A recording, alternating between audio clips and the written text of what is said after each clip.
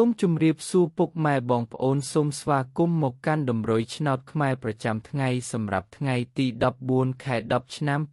2025 Admin ក៏មានតម្រុយឆ្នោតពិសេសនិងល្អៗសម្រាប់ចែកជូនពុកម៉ែបងប្អូនផងដែរ Admin ក៏សូមចិត្តពុកម៉ែបងប្អូនសូមបងប្អូនជួយចុច like និងជាម្នាក់មួយផងដើម្បីមានភាពងាយស្រួលក្នុងការតាមដានតម្រុយឆ្នោតខ្មែររៀងរាល់ថ្ងៃចឹងកុំឲ្យខាត់ពេលពុកម៉ែបងប្អូនយូរចឹងសូមចូលមកកាន់តម្រុយឆ្នោតខ្មែរយើងវិញសម្រាប់ម៉ោង 1:00 ម៉ោង 3:45 និងម៉ោង 6 ចឹងយើងចូលមកកាន់តម្រុយឆ្នោតខ្មែរយើងវិញនៅថ្ងៃនេះវិញសម្រាប់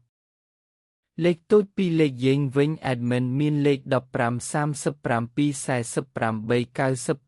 99សម្រាប់លេខអូសខ្ទង់ Admin មានលេខ10អូសនិងលេខ30អូសផងដែរសម្រាប់លេខពិសេស3លេខយើងវិញ Admin ក៏មានលេខ167គុណនិងលេខ534គុណបងប្អូនដែលស្រឡាញ់និងចូលចិត្តលេខ Admin អាចយកទៅផ្សងសំណាងបានសូមជូនពរឲ្យបងប្អូនទាំងអស់គ្នាហេងសំណាងល្អទាំងអស់គ្នាតម្រុយឆ្នោតយើងក៏បានមកដល់ទីបញ្ចប់ហើយសូមជូនពរឲ្យបងប្អូនហេងសំណាងល្អមានលាភមានជ័យទាំងអស់គ្នាជួបគ្នានៅថ្ងៃស្អែកបន្តទៀត